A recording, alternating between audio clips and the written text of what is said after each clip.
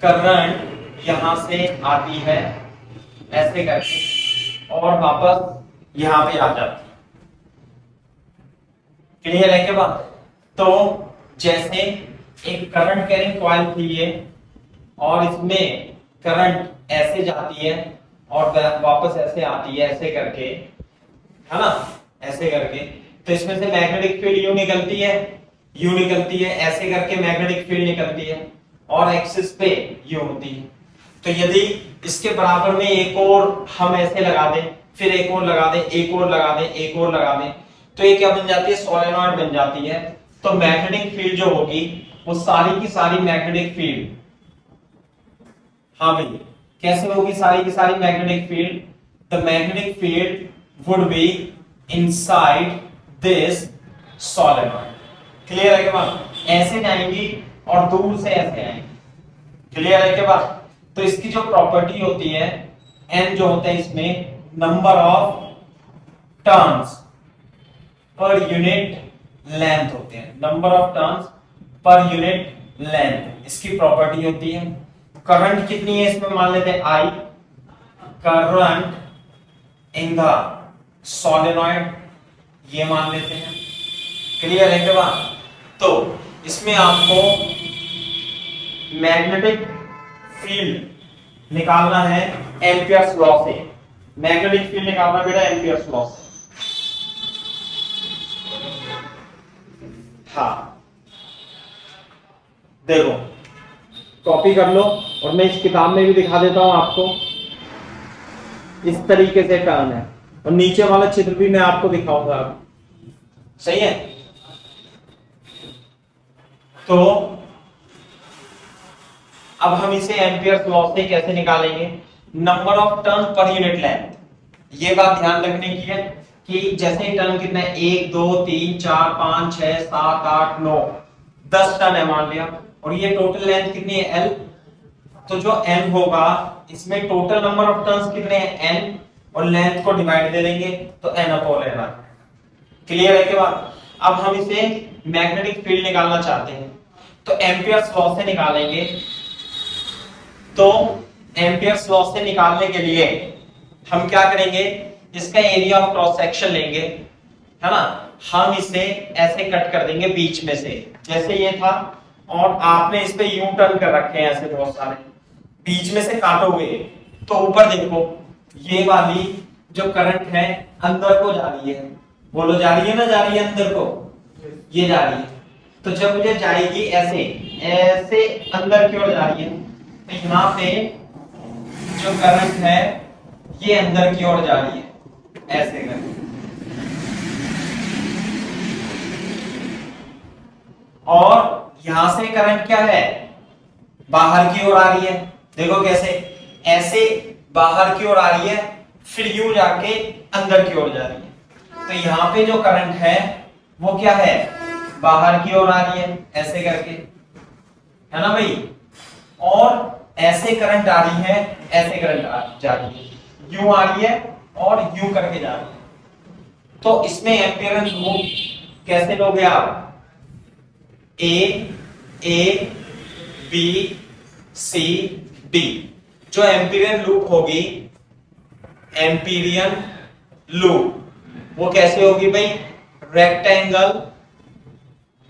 एम्पिरियन loop जो होगी वो होगी rectangular A B C D. ये हमारी इसमें एम्पिरियन लूप होगी, rectangular A B C D.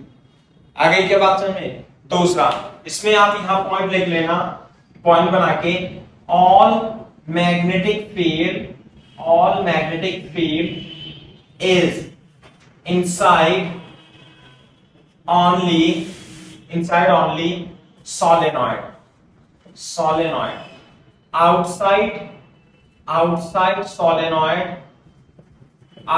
solenoid magnetic field is, there is no magnetic field outside magnetic field कुछ नहीं होती, सारी की सारी मैग्नेटिक फील्ड क्या होगी?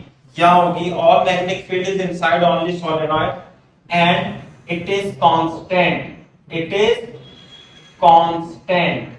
कैसी होगी? इक्वल होगी। और कैसी होगी भाई? एंड इट इज कांस्टेंट भी होगी। क्लियर है क्या बात? कॉपी करो यहां तक, फिर मेरे को बताओ।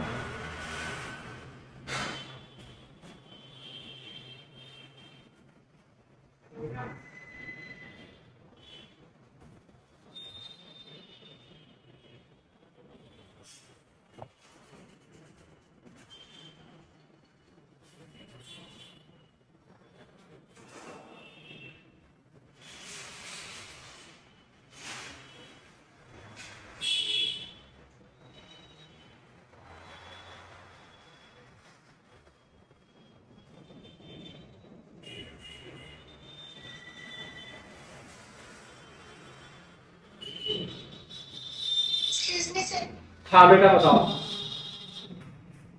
जैसे पैरामैग्नेट के केस में बनती है क्लोज लूप, वैसे नहीं बनेगी यहाँ? कैसे? दोबारा बोलना। सर जैसे पैरामैग्नेट के केस में क्लोज लूप्स बनती है वैसे नहीं बनेगी? By magnetic, sir bar magnet. अच्छा बार मैग्नेट, हाँ क्लोज लूप तो बिल्कुल बनेगी, बिल्कुल सही बात है। लेकिन ये लॉन्ग है ना, लॉन्ग लॉन्ग सोलेनॉइड है, ऐसे करके यहां से आई है और यहां तक, तो ऐसे जाएंगी सोलेनॉइड ये, और खूब दूर हो करके फिर से यहां से रुक जाएगी। समझे ना? तो वो जो भाग, जो मैग्नेटिक फील्ड होगी वो बहुत दूर होगी। समझ में आई ना बात? सारी की सारी मैग्नेटिक फील्ड यही होंगी, और ये जो मैग्नेटिक फील्ड जाएगी ना, बनेगी तो क्लोज लूप, लेकिन ये दूर जाकर के यहाँ पे आएगी। तो हम बाहर की तरफ just outside the solenoid magnetic field यहाँ पे क्या ले लेंगे? जीरो। यहाँ भी कितनी ले लेंगे? जीरो। क्लोज लूप तो बनेगी, बिल्कुल सही बात है, लेकिन सोलेनॉइड के अंदर ये मैग्नेटिक फील्ड स्ट्रेट होंगी, है ना? मैं आपको दिखा देता हूं चित्र, ज्यादा बेटर रहेगा। देखो जरा इस तरीके से, सारी की सारी मैग्नेटिक फील्ड क्या है? ऑलमोस्ट अंदर ही है। बाहर की ओर मैग्नेटिक फील्ड क्या होगी? लगभग लगभग जीरो ही होगी। बात समझ में आ रही है? नहीं, क्लोज तो होंगी ये, बार मैग्नेट की तरह ही होंगी। सही है ना भाई? देखो इस तरीके से, यह सोलेनॉइड, बाहर जो होंगी मैग्नेटिक फील्ड ऑलमोस्ट जीरो ही होगी, है ना? क्योंकि बहुत दूर पे जाकर के आ रही होगी ये। समझ में आई बात? यस। हाँ, तो अब हमें यहां पर मैग्नेटिक फील्ड निकालनी है इसके अंदर। यहां पे कांस्टेंट मैग्नेटिक फील्ड होगी, जैसे मैंने बताया, ये जाएंगी ऐसे, सब जा रही है ये, और आएंगी तो अल्टीमेटली घूम घाम के यहीं पे क्लोज लूप तो बनेगी। तो मैंने क्या करा? मैंने इसमें एक ABCD, A B C D, एक एम्पियर लूप ले ली। तो इसके अंदर टर्न कितना आएंगे बता सकते हो? इसकी लंबाई कितनी ले लूं मैं?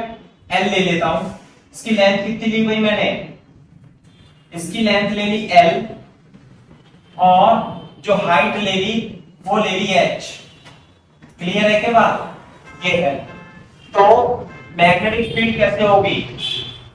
मैग्नेटिक फील्ड ऐसे होगी, इस तरीके से, यू। बाहर तो मैग्नेटिक फील्ड जीरो होगी। तो अब मैं क्या लगा दूंगा? सबसे पहले मेरे को बताओ, यदि ये लेंथ एल है तो इसके अंदर, इस एम्पियर लूप के अंदर करंट इंक्लोज कितनी है? एक दो, एक में आई आई आई आई, ऐसे करके आई, ऐसे करके आई, कितनी आई होगी? जितने नंबर ऑफ टर्न्स होंगे। देखो ये है n number of turns per unit length. तो यदि मैंने इसकी लेंथ l मान ली, तो जो नंबर ऑफ टर्न्स होंगे n, वो कितने हो जाएंगे भाई? n हो जाएंगे n इंटू l। बात समझ में आई भाई? n इंटू l, ये हो जाएंगे number of turns, number of turns enclosed in Amperian loop.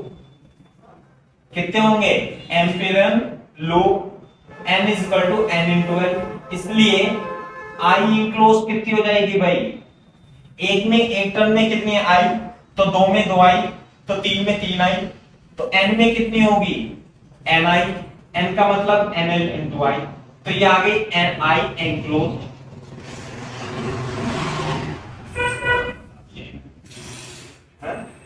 I closed. अब लगा देंगे Ampere's law, B dot dl is equal to mu naught into I closed. सही है बात। अब देखो B dot dl loop A B C D, A से लेके बी, बी से लेके सी, सी से लेके डी और डी से लेके ए तक लाइन इंटीग्रेशन करेंगे। तो लाइन इंटीग्रेशन कैसे करेंगे देखो, ए से बी, बी डॉट dl लिखेंगे कहां से कहां तक, ए से बी, फिर बी से सी, बी से सी करेंगे, फिर थोड़ा साफ लिख देता हूं मैं, बी से सी प्लस फिर लिखेंगे सी से डी, बोलो, फिर लिखेंगे D to A, B dot dl और लिख देंगे mu naught into I close. This is the Ampere's law. Ampere's law की इक्वेशन है ये। करो कॉपी तेजी से।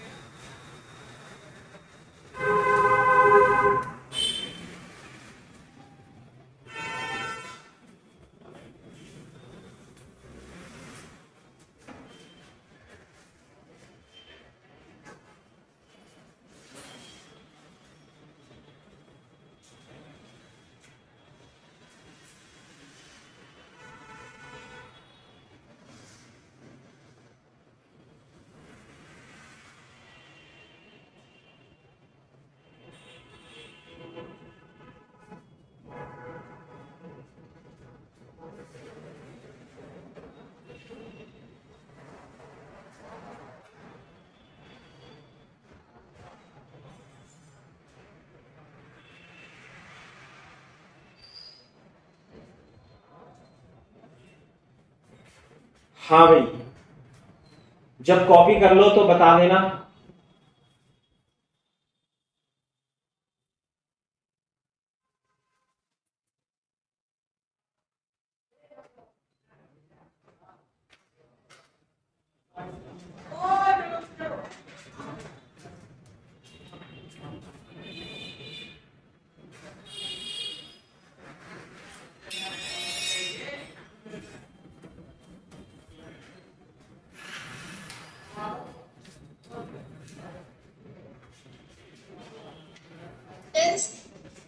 हाँ बेटा, कर लो कॉपी। बाकी बच्चे भी बताओ भी, कॉपी कर लिया नहीं कर लिया।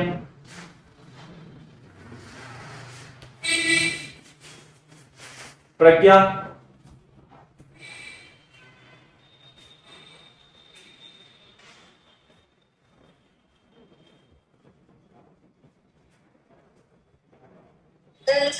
Very good. अब देखो, अब मैं इसका इंटीग्रेशन कैलकुलेट करता हूं, ध्यान से देखो। ए से बी, ए से बी जब हम चलेंगे तो डीएल किधर होगा, डीएल वेक्टर इधर ही होगा, ऐसे करके ए से बी करेंगे तो डीएल वेक्टर ऐसे होगा और बी वेक्टर भी होगा, मैग्नेटिक इंडक्शन भी इधर ही होगा, बी वेक्टर भी ऐसे ही होगा अंदर की ओर और डीएल वेक्टर भी इधर होगा। तो ए से बी बताओ मेरे को, ए से बी क्या लिखूं मैं, ए से बी, बी और डीएल के बीच में एंगल कितना, 0।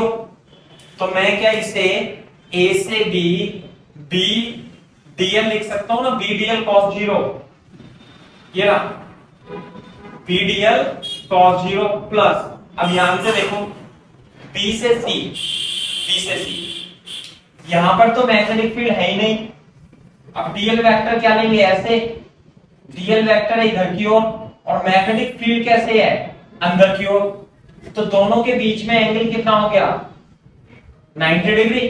अरे बी तो ऐसे है और डीएल वेक्टर ऐसे है, तो बी से सी, बी से सी, बी डीएल cos 90 कितना हो जाएगा, ये 0। समझ में आई बात। दूसरा देखो, सी से डी मैग्नेटिक फील्ड ही नहीं है तो ये क्वांटिटी क्या हो जाएगी, ये भी 0 प्लस, हाँ भाई फिर से देखो, जब आप इधर चलोगे तो यहां तो मैग्नेटिक फील्ड ही नहीं है बाहर, यहां मैग्नेटिक फील्ड है लेकिन कैसे है 90 डिग्री। डीएल वेक्टर इधर है ऐसे और बी वेक्टर इधर है, तो दोनों के बीच में एंगल कितना है 90 डिग्री। तो ये भी हो जाएगा 0। म्यू नॉट इनटू आई इंक्लोज। आई इंक्लोज की वैल्यू कितनी है बेटा एन एल इंटू आई। कितनी है ये एन एल आई, ऐसे आ जाएगा। समझ में आई बात। दूसरी बात b इंटू बी तो बाहर आ जाएगा, इंटीग्रेशन ऑफ dl बचेगा is equal to mu naught n into l बचेगा। What is dl? a से b के लिए dl तो ये था, तो a से b तक जब आप इंटीग्रेट करोगे dl को ऐसे ये सब इंटीग्रेट करोगे तो कितना आएगा भाई l ही आ जाएगा। तो b इंटू a से b कितना जाएगा l is equal to mu naught n into L I. l से l कट जाएगा, b is equal to mu naught N I. बस यही फॉर्मूला है। किसी को डेरिवेशन समझ में आया हो या नहीं आया हो? सोलेनॉइड के अंदर मैग्नेटिक इंडक्शन, लॉन्ग सोलेनॉइड के अंदर magnetic induction b is equal to mu naught N I होता है।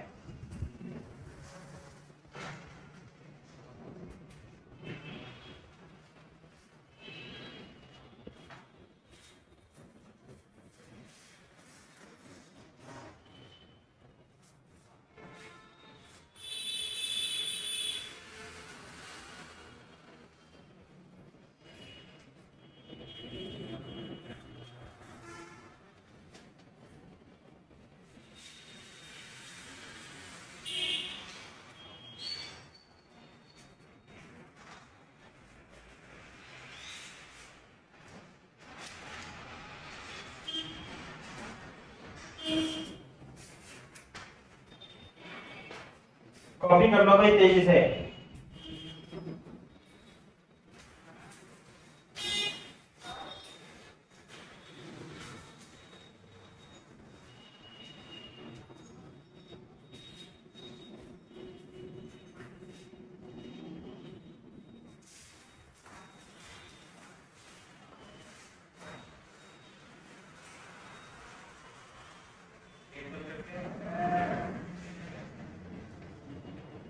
B equal to mu naught N I होता है। ये याद रखना है अपने को कि टॉरॉइड लॉन्ग सोलेनॉइड, लॉन्ग का मतलब है इनफाइनाइट, यहां से भी इनफाइनाइट यहां से भी इनफाइनाइट, के अंदर magnetic field mu naught N I के इक्वल होता है। मैं आपको क्वेश्चन करा देता हूं इसके, फिर आप बताना। सही भाई, क्वेश्चन लिख लो। देखो a solenoid of length 2 meter has turns 4,000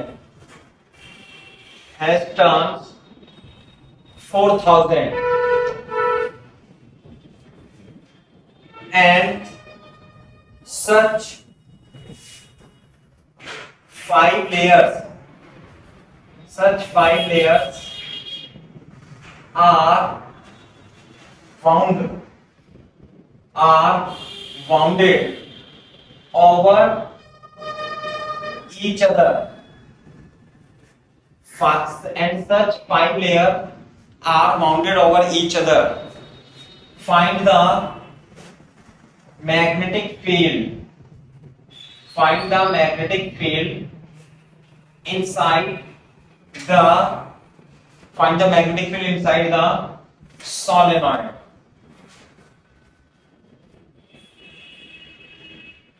ये क्वेश्चन है, फॉर्मूला याद रखना है बस।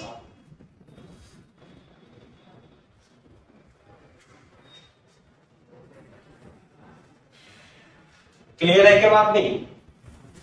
ये तो देखो मैग्नेटिक इंडक्शन होता है mu naught N I. Find the magnetic field. Current I is equal to 2 ampere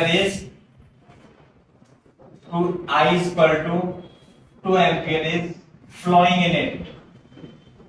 flowing in it, current दे रखी है, सही है भाई। तो क्वेश्चन कर लो आप इसे, इसमें इस तरीके से लपेटे हुए टर्न, ये रहे ना टर्न ऐसे यू कर, कितनी लेंथ दे रखी है भाई इसमें, कितनी लेंथ है 2 मीटर, है ना भाई। तो ध्यान रखना सोलेनॉइड की प्रॉपर्टी होती है n, number of turns per unit length, इसकी प्रॉपर्टी है n, या तो n देगा या ना आपको निकालना पड़ेगा। निकालो, आप कैसे निकालोगे देखो।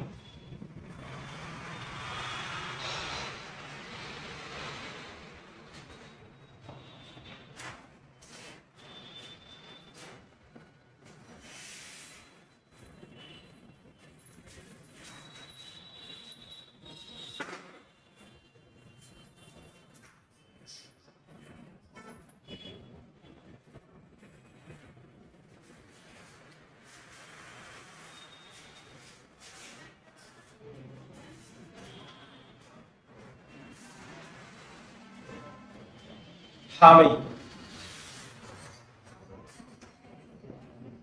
कितनी लेयर है, 5 लेयर्स है।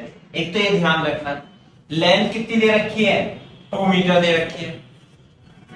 Solenoid of length has turn 400, turns कितने हैं 4000 टर्न्स है, एन की वैल्यू 4000 दे रखी है। तो सबसे पहले तो आप इसमें स्मॉल एन निकालोगे, small N capital N upon length, तो कैपिटल एन कितने हैं भाई 4000 और लंबाई कितनी है 2, तो आगे 2000 turns per metre, 2000 turns per metre.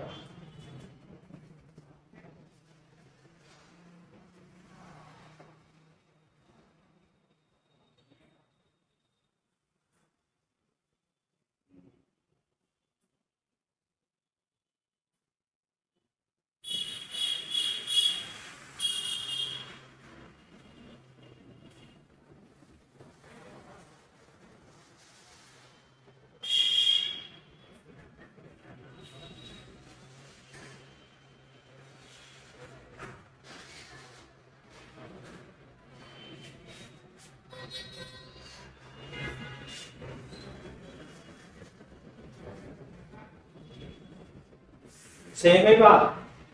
तो बताओ अब इसमें क्या करूंगा, एन की वैल्यू तो आ गई, तो आई की वैल्यू कितनी है 2 एम्पियर, तो बी कितना होगा म्यू नॉट एन आई। लेकिन ऐसे कितनी लेयर्स हैं 5, तो किससे मल्टीप्लाई कर दूंगा भाई बी टोटल को, 5 multiply by mu naught into N I. समझ में आई बात। तो बी टोटल जो आएगा वो 5, म्यू नॉट की वैल्यू कितनी होगी, म्यू नॉट अपॉन 4 पाई होता है 10 की पावर -7 टेस्ला, कितना होता है टेस्ला मीटर अपॉन एम्पियर, है ना। तो म्यू नॉट की वैल्यू हो जाएगी 4 पाई इंटू 10 की पावर -7 और n स्मॉल n कितना आया 2000 और i की वैल्यू कितनी आई भाई, i है 2 एम्पियर। सॉल्व कर लेंगे, 10 की पावर -7 4000, 4 दूनी 8 पाई इंटू 10 की पावर 4 इंटू 10 की पावर -7 8 पाई इंटू 10 की पावर -3 T4 टेस्ला, इतना आ जाएगा। क्लियर है क्या बात। इस तरीके से आप एनसीईआरटी में दिया हुआ है ये एग्जांपल, मतलब डेटा थोड़ा सा चेंज है, एनसीईआरटी में इस तरीके से ही आपको क्वेश्चन दिया हुआ है। समझ में आई बात।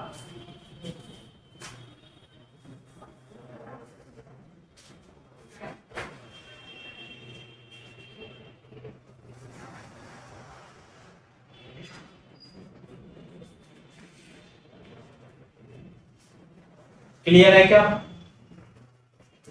लॉन्ग सोलेनॉइड का मतलब है इनफाइनाइट सोलेनॉइड, जब कॉपी कर लो तो बोल देना बेटा done sir.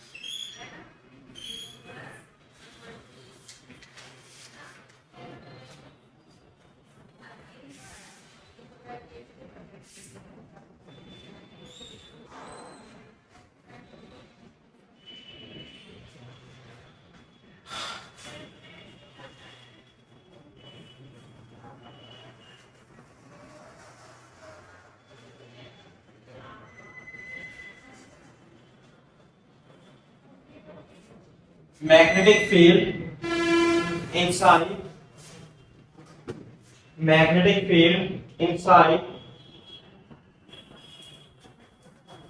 finite length solenoid। हाँ भाई यहां तक कॉपी करना तो बता देना बेटा, साफ कर दूंगा फिर मैं।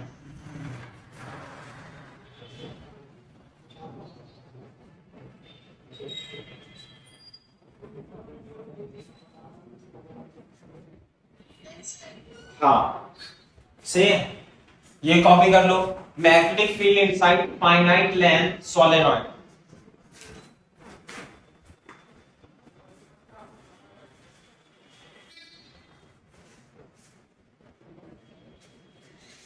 देखो ध्यान से देखो कि जो मैग्नेटिक फील्ड होती है एम्पियर्स लॉ, चाहे वो एम्पियर्स लॉ हो चाहे वो गॉसेस लॉ हो, चाहे वो एम्पियर्स लॉ हो चाहे वो गॉसेस लॉ हो, गॉसेस लॉ से इलेक्ट्रिक फील्ड निकालते हैं, लेकिन सिमेट्रिक चार्ज सिस्टम के लिए, है ना, अनसिमेट्रिक के लिए भी गॉसेस लॉ वैलिड तो होता है लेकिन हम कैलकुलेशन नहीं कर पाते। इसी तरीके से जैसे फाइनाइट है, इसकी वजह से जो मैग्नेटिक फील्ड होगा वो सिमेट्रिक नहीं होगा, समझे ना।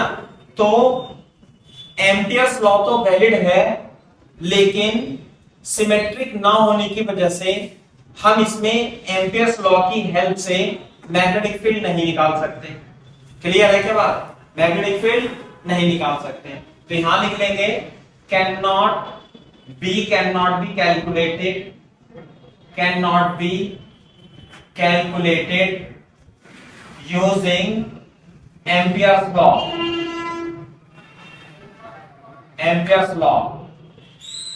but because ऐसे लिखेंगे because B is not symmetric, है ना, क्योंकि फाइनाइट है ना, ये यहां पे इस तरीके से रहेगा।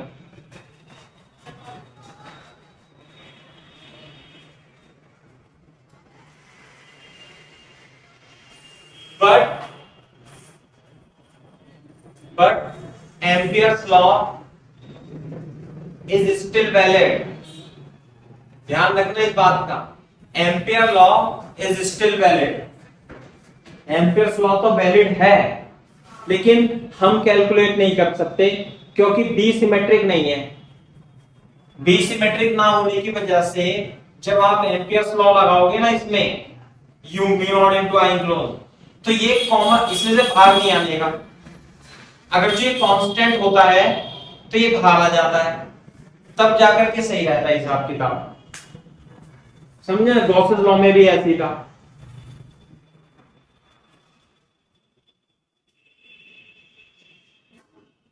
तो देखो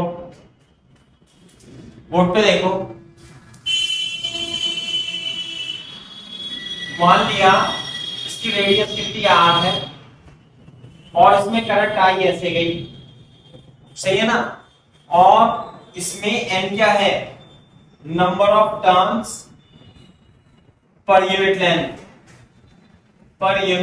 लेंथ, n का मतलब n upon l, total number of length divided by l, सही है क्या बात? अब आपको हर एक पॉइंट पर मैग्नेटिक फील्ड कांस्टेंट नहीं होगी, है ना।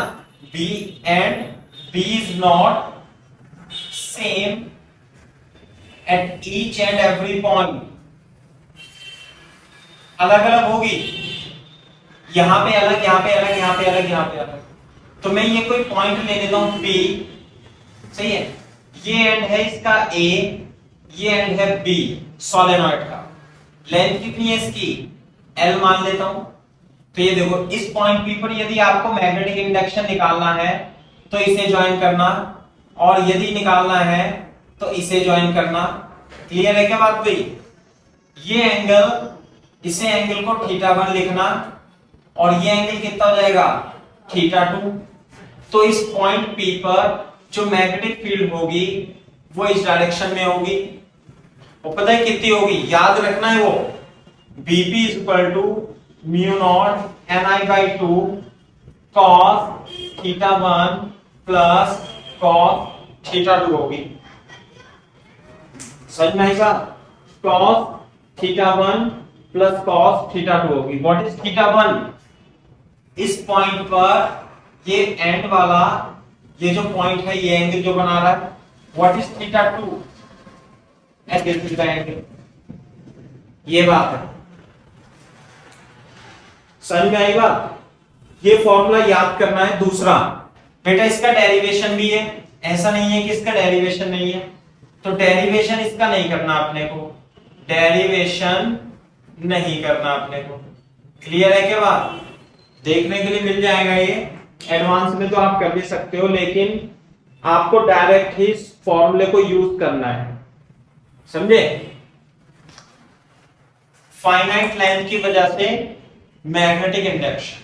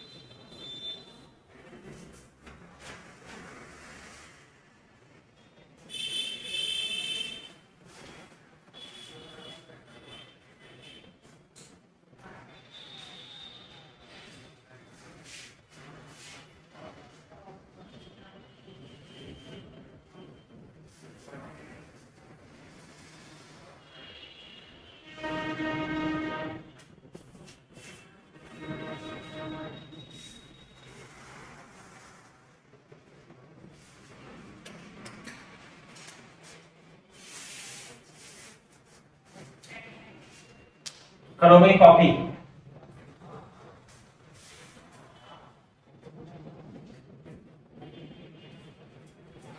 क्वेश्चन दिखा दो इसमें। देखो जब आप इसे कॉपी कर लो तो बोल देना डन सर, क्वेश्चन करा दूंगा मैं।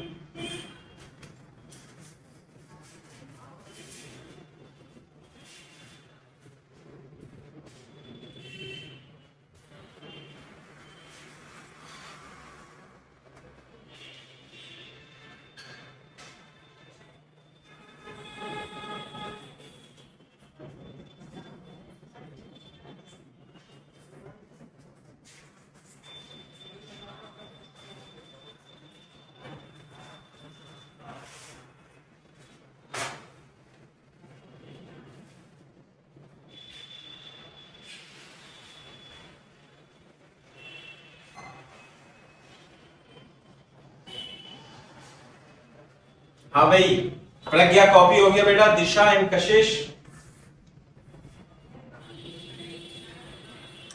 Yes sir. हाँ क्वेश्चन देख लो, मैं डायरेक्ट दे देता हूं। नंबर ऑफ टर्न्स ये है आपका 200 टर्न्स पर यूनिट लेंथ, ये दे दिया। करंट दे दिया इसमें 3 एम्पियर। क्लियर है क्या बात? दूसरा आई दे दिया, एन दे दिया, और आपको एक सोलेनॉइड दे दी, है ना। सोलेनॉइड में करंट है, ये पॉइंट P है, और ये एंगल 37 डिग्री है, ये एंगल 45 डिग्री है।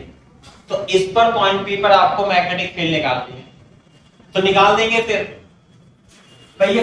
ये फाइनाइट है, फाइनाइट के लिए फॉर्मूला ये होता है, बता सकते हो कितना आएगा? फॉर्मूला लगा देंगे direct, B = mu naught Ni upon 2, magnetic induction इधर की ओर आएगा या इधर, किधर भी आए वो तो ओरिएंटेशन पे डिपेंड करता है ना। cos θ1 cos θ2, हाँ भाई म्यू नॉट की वैल्यू कितनी आएगी? 4 pi into 10⁻⁻⁷, number of turns दे दिए 200, आई की वैल्यू दे दी 3 एम्पियर, नीचे लिख दूंगा 2, बोर्ड पे देखो θ1 कितना आएगा? cos 37 प्लस cos 45, सॉल्व कर लेंगे, 4 × 12 पाई इंटू 10⁻⁻5, cos 37 कितना आएगा भाई?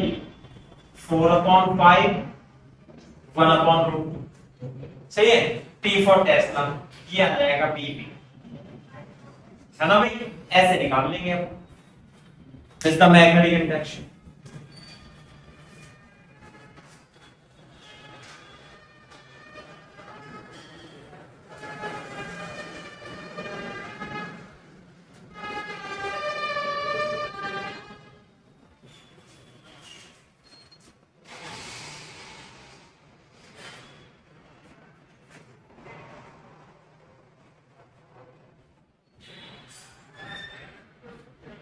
कॉपी कर लो तेजी से।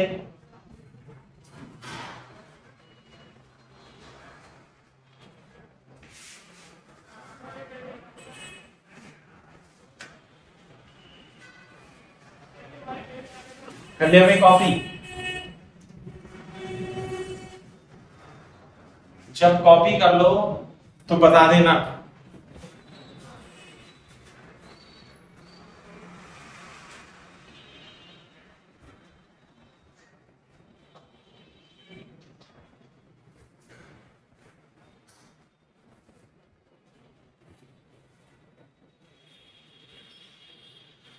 हो गया भाई कॉपी बच्चों?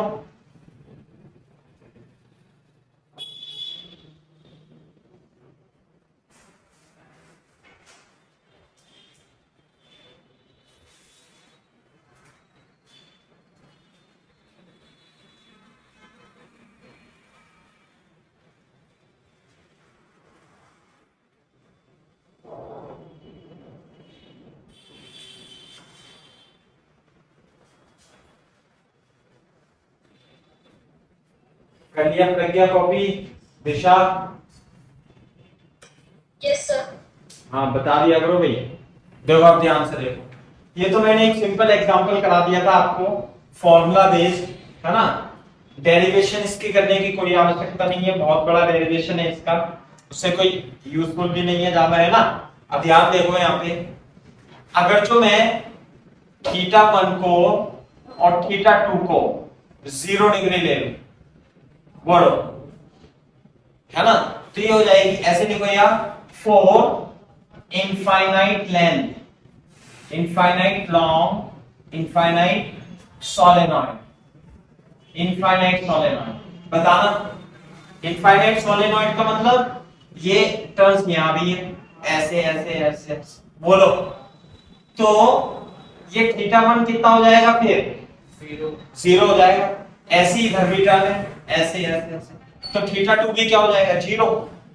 तो θ1 और θ2 हो जाएंगे 0।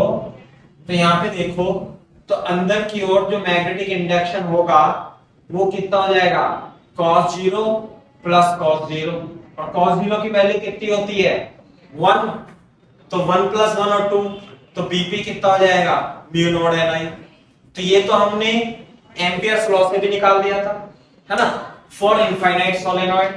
तो मैग्नेटिक इंडक्शन तो आएगा फॉर सेमी इनफाइनाइट, या ऐसे लिख देंगे फॉर सेमी इनफाइनाइट नहीं, B at one end of the solenoid, one end of the solenoid, यानी कि आपको इस सोलेनॉइड के, ये है ना, यहाँ पे बोर्ड पे देखना भाई, इस सोलेनॉइड के इस एंड पर मैग्नेटिक फील्ड निकालना है। तो ध्यान से देखो, कहने का मतलब ये है कि जो पॉइंट है वो इस जगह है। पॉइंट किस जगह है? इस जगह, सही है। तो यानी ये वाला पॉइंट उठ करके यहाँ आ गया, तो इसमें थीटा टू की वैल्यू कितनी हो जाएगी इसके लिए, और इस एंड को मिलाएंगे, ये तो A है और ये B है, इसे मिलाएंगे और इसे मिलाएंगे। हाँ भाई, तो ये वाला तो हो जाएगा थीटा वन एंगल, और थीटा टू कितना हो जाएगा? थीटा टू हो जाएगा 90 डिग्री, और थीटा वन तो थीटा वन ही रहेगा। बोलो, तो मैग्नेटिक इंडक्शन इस पॉइंट पे कितना होगा बता सकते हो? B equal to mu naught Ni/2 cos theta one को थीटा मान लेते हैं, इधर से थीटा मान लेते हैं, तो cos theta one plus cos theta two, formula तो यही लगाएंगे। लेकिन थीटा वन कितना हो गया? थीटा, और थीटा टू कितना हो गया? 90। cos 90 की वैल्यू कितनी होगी? 0। तो ये हो जाएगा mu naught Ni/2 cos theta plus cos 90, cut जाएगा तो कितना जाएगा? ये mu naught Ni/2 into cos theta. आगे बात समझ में? ये आगे कॉपी कर लो। तो वन एंड पे मैग्नेटिक फील्ड इतनी हो जाएगी।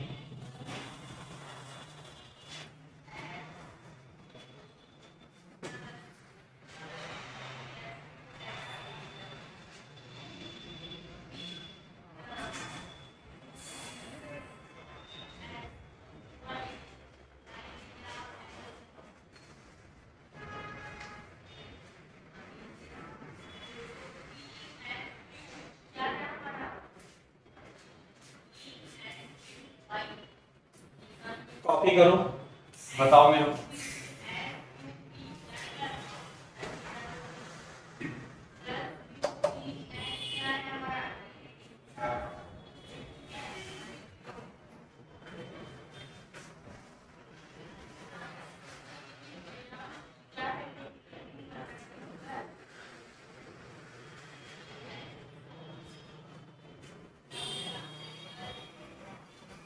हाँ भाई, ये तो हो गया B at one end of the solenoid. तो अगर जो मैं सेमी इनफाइनाइट ले लूं, B at one end of semi infinite solenoid, नहीं, सेमी इनफाइनाइट सोलेनॉइड का मतलब इसी एंड पे लेना है। लेकिन ये वाला B पॉइंट कहां पर है? B पॉइंट है इनफाइनाइट पर, ये यहां सब जगह टर्म है, बोलो। और सेमी इनफाइनाइट का मतलब है इस पॉइंट पे। तो थीटा टू तो हो जाएगा 90 डिग्री, और थीटा वन कितना हो जाएगा? 0 डिग्री। समझ में आई बात? ऐसे करके यहां पर पॉइंट है और यहां मैग्नेटिक इंडक्शन निकालनी है आपको, तो ये तो हो जाएगा 90 डिग्री, है ना?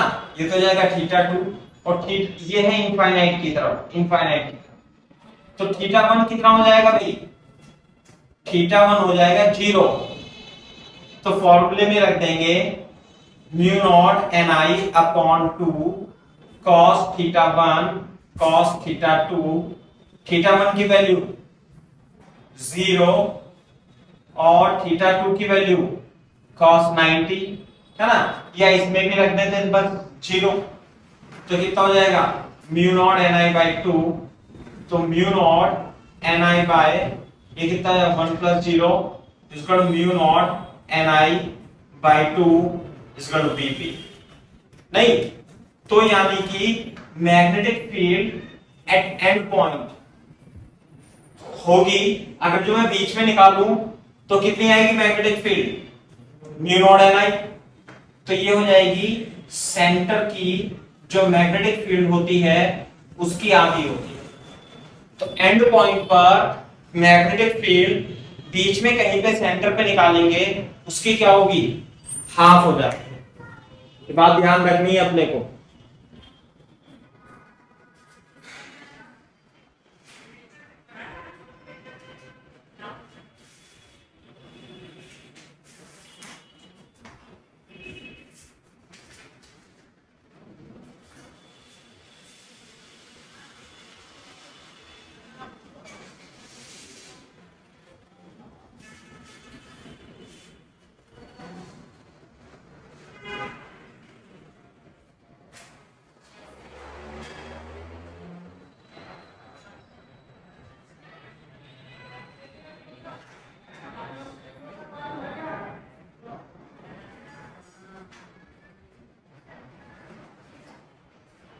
कॉपी कर लो भाई।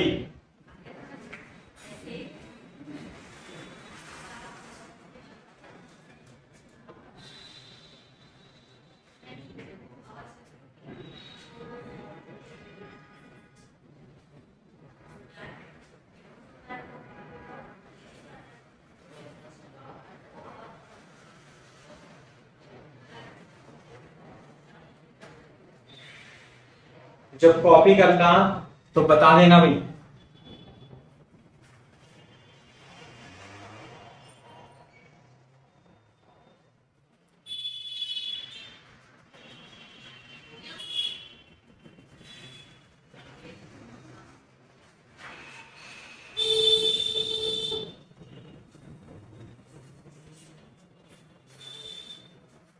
प्रज्ञा, रिया शर्मा, बताओ बेटा। रिया, इशिका, खुशिक, कीर्ति शर्मा, मेधवी। अरे कुछ समझ में भी आ रहा है भाई बच्चों?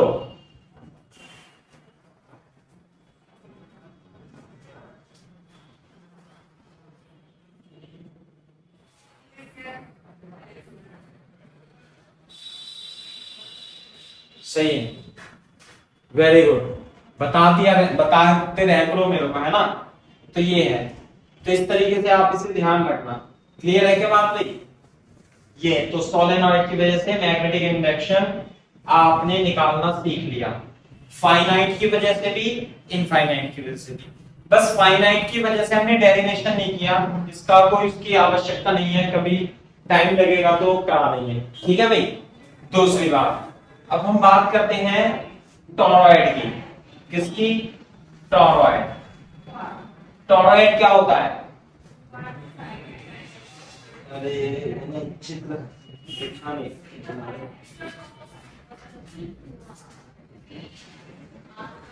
टोरॉइड में इस टाइप से होता है, देखो टोरॉइड ये रहा,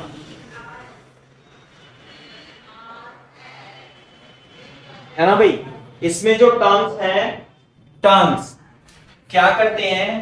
एक ये इनर सर्किल रेडियस होती है और ये आउटर रेडियस होती है, और इस पे टर्न जो है ऐसे करंट लेंगे, यू करके ऐसे लेंगे और ऐसे इस पे लपेट देंगे, यू करके, यू करके।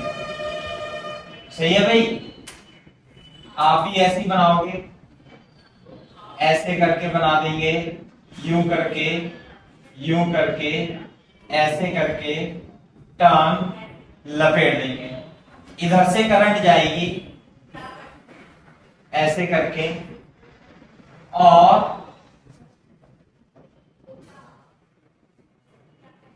यूं करके वापस आ जाएगी। क्लियर है क्या बात? ये बन जाती है टोरॉइड। समझ में आई बात? टोरॉइड मतलब जो सोलेनॉइड होती है ना अपनी, उसे मोड़ देते हैं, सर्किल में घुमा देते हैं, तो बन जाता है टोरॉइड।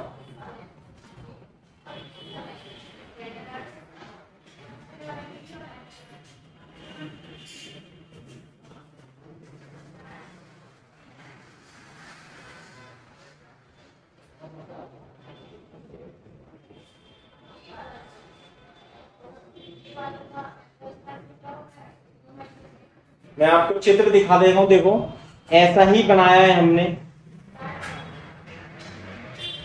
सही है भाई?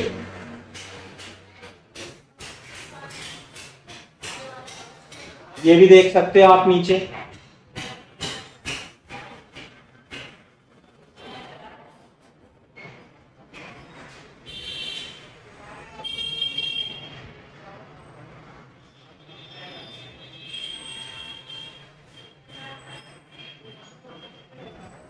ये होता है सोलेनॉइड, टोरॉइड।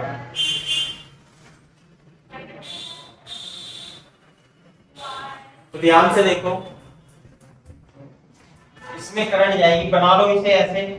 ये होता है सेंटर, और ये होती है इसकी इनर रेडियस ए, और ये होती है इसकी आउटर रेडियस बी, है ना। जैसे मान लिया इस पे लपेटी हुई थी ना, यूं टर्न लपेटे हुए थे, तो इसे घुमा दिया ऐसे करके। इन सभी एलिमेंट्स का, टोरॉइड का और सोलेनॉइड का यूज, जो आपकी एसी होते हैं, एयर कंडीशन होती है ना एसी, या मदरबोर्ड की पीसीबी होती है, प्रिंटेड सर्किट बोर्ड, या फोन में छोटे छोटे टोरॉइड सोलेनॉइड मैग्नेटिक फील्ड और इलेक्ट्रिक फील्ड को स्टोर करने के लिए यूज होते हैं। समझ में आएगा बात? इंजीनियरिंग में तो खूब पढ़ते हैं इसे, यहाँ पे तो केवल इसका कंस्ट्रक्शन कैसे है और इसकी मैग्नेटिक फील्ड कितनी होती है ये पढ़ना है, समझे ना। तो इसमें जो मैग्नेटिक फील्ड होगी वो इसी के अंदर ही अंदर होगी, यहाँ पे इसके अंदर ऐसे। यहां भी मैग्नेटिक फील्ड कितनी होगी? 0। यहां भी मैग्नेटिक फील्ड कितनी होगी? 0। और इसकी जो प्रॉपर्टी होती है, जैसे सोलेनॉइड में तो प्रॉपर्टी थी इसकी n, number of turns per unit length थी।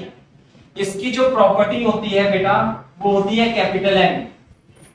कैपिटल N का मतलब इसमें कितने टर्न्स हैं? 1 2 3 4 5 6 7 8 9 10 11 12 13 200। इसकी प्रॉपर्टी क्या होती है? N। मैग्नेटिक फील्ड क्या होता है? B is only inside the toroid। Toroidal solenoid भी बोलते हैं इसे, है ना। सोलेनॉइड का टोरॉइड ही लिख लो, इनसाइड द टोरॉइड। आउटसाइड कितना होता है? B outside is 0। यहां 0 होता है।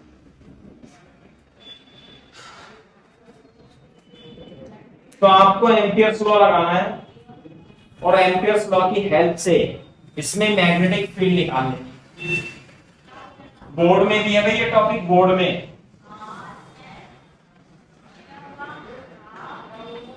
सर ऐसे स्क्वायर कर दिया है? स्क्वायर कर दिया सर? नहीं, सही है। देखो इसे तो यही बनाए रखना, बोर्ड पे देखो। ये गई करंट अंदर अंदर यूं, है ना। यहां से आ रही है करंट बाहर बाहर, यूं आ रही है और यूं जा रही है, ऐसे यूं आ ऐसे आ रही है और अंदर जा रही है, ऐसे आ रही है और अंदर जा रही है। तो यदि आप इसे बीच में से काट दोगे तो कैसे दिखाई देगा? देखो करंट यहां से बाहर आई और यहां पे यूं करके यूं चली गई।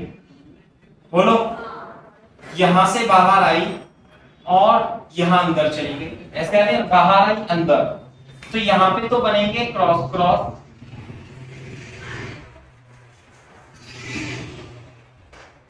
ऐसे करके, सही हो गई। और ऐसे आएगी करंट और ऐसे जाएगी, और यहां पे बनेंगे dot dot dot dot dot, सही है भाई बात? ऐसे मान लेते हैं, यहां से आएगी और यूं जाएगी। तो आपको यह मैग्नेटिक फील्ड निकालनी है पी पर। तो आप क्या करोगे? आर रेडियस की एक एम्पीयर लूप ले लो,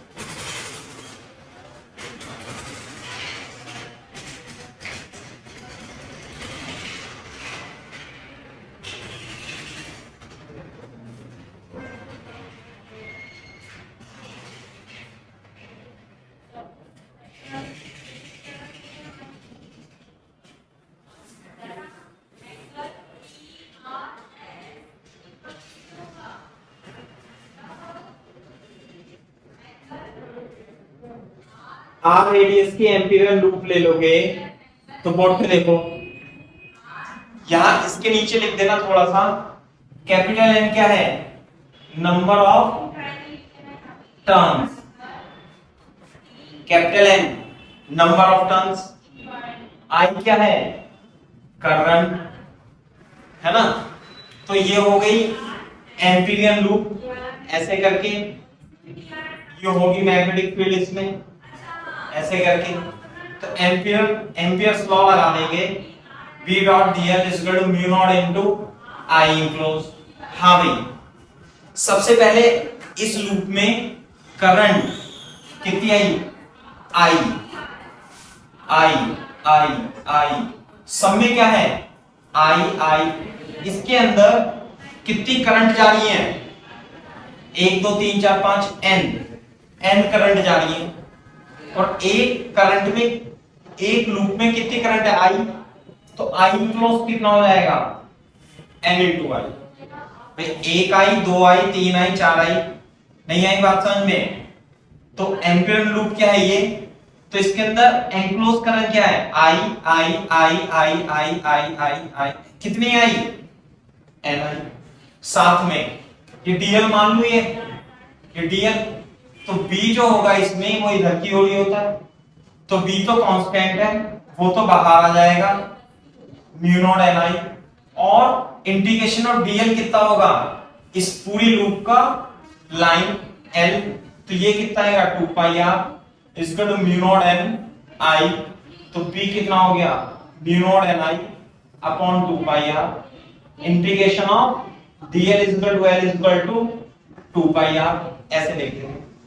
तो ये होता है सोलेनॉइड में magnetic field, mu naught N I upon 2 pi r। जबकि टोरॉइड में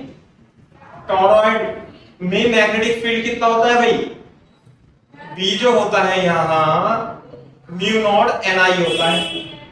ये जो n है number of turns per unit length होता है, इसकी प्रॉपर्टी n होती है। और टोरॉइड की प्रॉपर्टी क्या होती है, capital N। What is capital N, number of turns, total number of turns. Copy करो।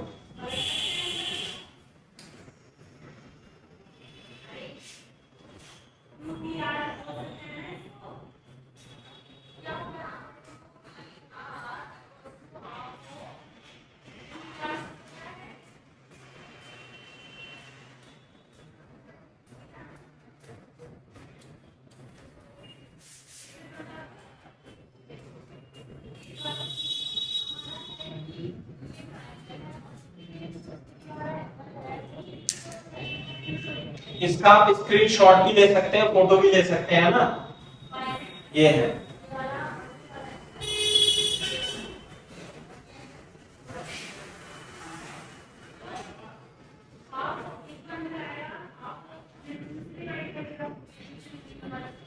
इसे साफ कर देता हूं मैं, कॉपी कर लो तेजी से।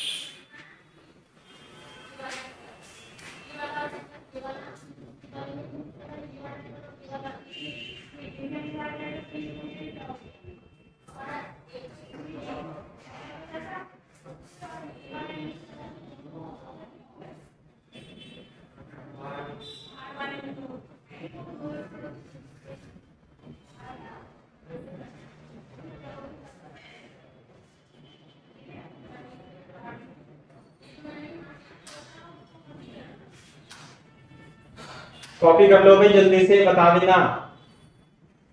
आप इसकी फोटो भी खींच सकते हो।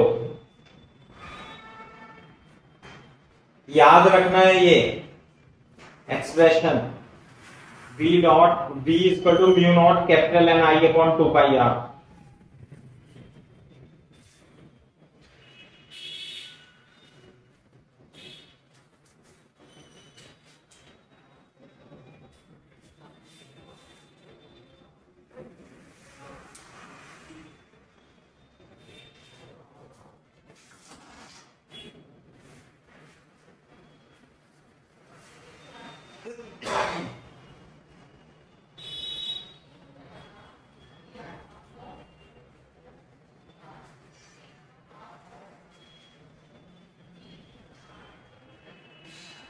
रिया बताओ बेटा, क्लियर है क्या बात?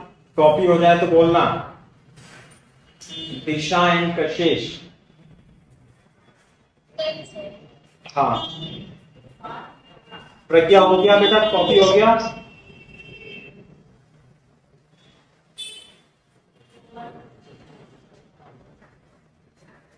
कल को दूसरी जगह क्लास लेंगे। हाँ यहाँ शोर आता रहता है, बाहर ले लेंगे। सही है भाई।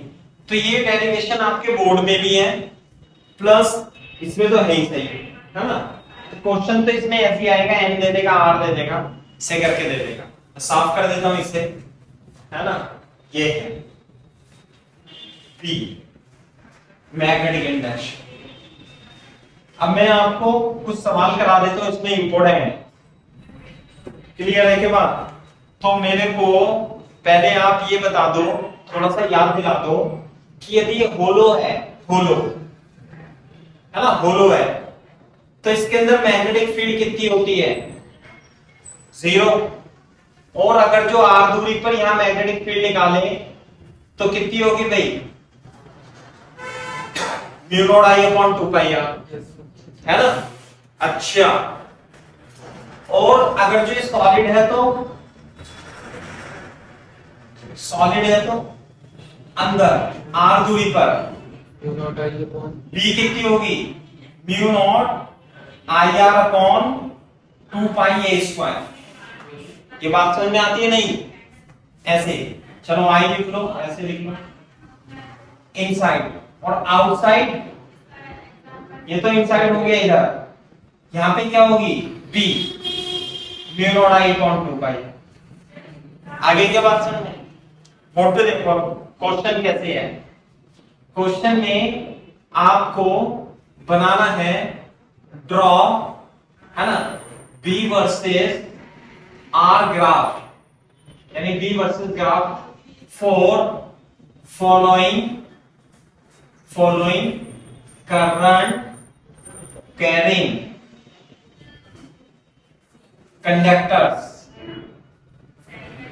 देखो कैसे है, यहां पे तो I करंट है, ये है सॉलिड। क्या है भाई? ये सॉलिड। सॉलिड का मतलब है इसमें करंट कितनी आ रही है? I जा रही है, मान लेते हैं। क्लियर है क्या बात? और रेडियस है इसकी बेटा R, ये है, और इनफाइनाइट है, ये इनफाइनाइट, सही है। और इसके कॉन्सेंट्रिक एक दूसरा होलो सिलेंडर है, ऐसे करके दूसरा होलो सिलेंडर है, और उसकी रेडियस है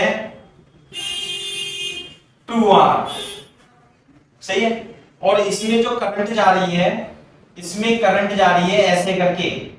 ये होलो सिलेंडर है, ये क्या है? होलो सिलेंडर, है ना। ये क्या है? Solid cylinder. और इसके कॉन्सेंट्रिक एक होलो सिलेंडर भी है, और उसमें करंट जो जा रही है वो ऊपर की ओर जा रही है। और कितनी जा रही है भाई? वो भी आई जा रही है, समझे? साथ में चलो अभी यही देखो, बस देखो जरा, मैंने थोड़ा सा गलत बना दिया। आप इसके नीचे यहाँ पे जगह छोड़ देना भाई। देखो यहाँ पे ये ऐसे, ये रेडियस r मान लेना, और ये रेडियस 2r है, और इसके नीचे आपको ऐसे v वर्सेस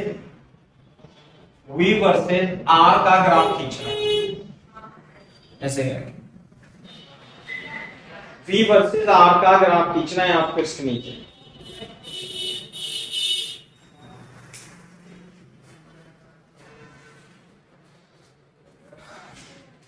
r क्या है, ये तो एक्सिस हो जाएगी, ये हो जाएगी एक्सिस। इससे दूरी पर आपको मैग्नेटिक इंडक्शन वर्सेस डिस्टेंस का ग्राफ खींचना है। जल्दी कर लो कॉपी तेजी से।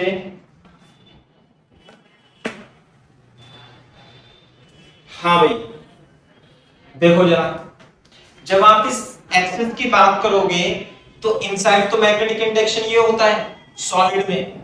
तो जब आप यहां से चलोगे यहां से यहां तक, यानी r बराबर 0 से r बराबर r तक, तो मैग्नेटिक फील्ड कैसे वेरी करेगी? मैग्नेटिक फील्ड स्ट्रेट लाइन में वेरी करेगी। और यहां पर जो मैग्नेटिक फील्ड होगी पॉइंट पे कितनी हो जाएगी भाई? r की जगह कैपिटल R रख लेंगे ना यहाँ पे, म्यू नॉट आई r upon 2 pi r square, तो mu naught I upon 2 pi r हो जाएगा। बोलो सही है? तो यहाँ पे इसके अंदर तो वेरी करेगी mu naught I upon 2 pi r होता है। बोलो अब इसके बाद r से 2r के बीच में, r से 2r के बीच में देखो जरा, यहां पे पॉइंट P लेंगे आप। तो जब आप लेंगे तो मैग्नेटिक फील्ड बाहर वाले सिलेंडर की वजह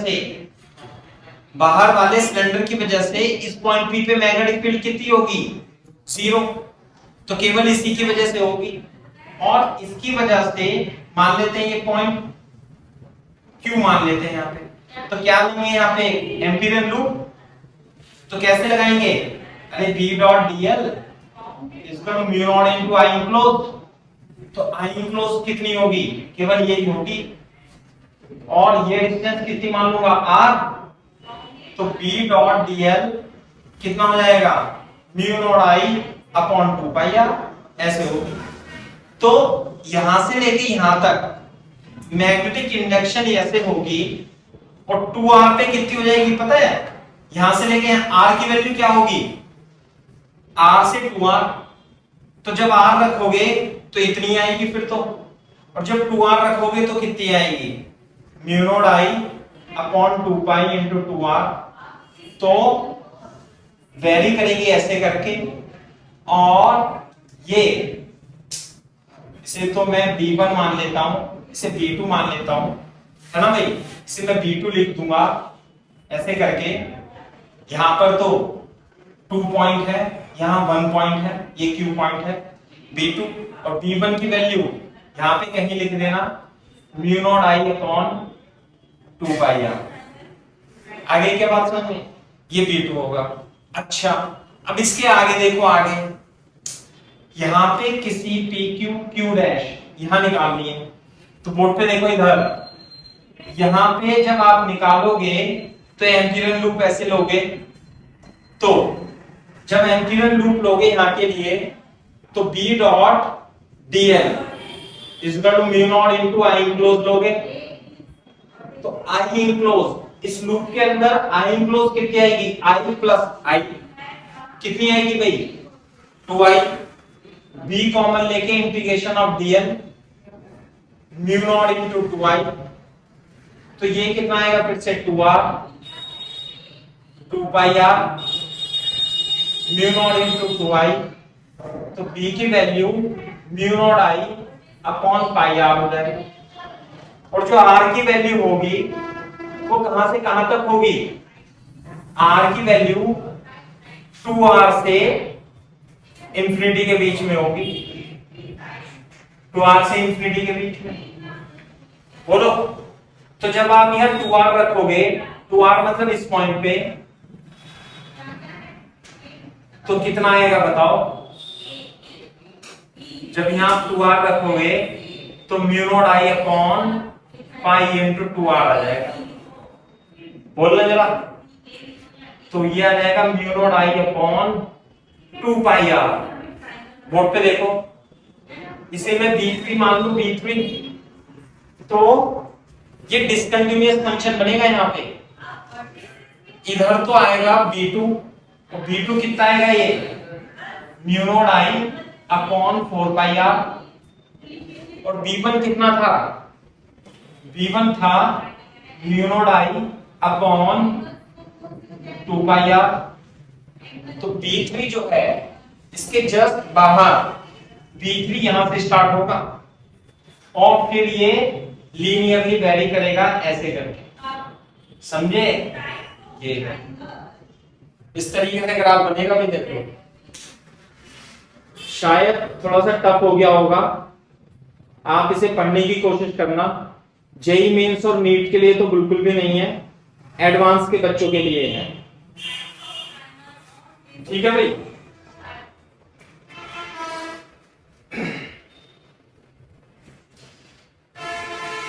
discontinuous function r is equal to 2r पर डिसकंटिन्यूअस फंक्शन है।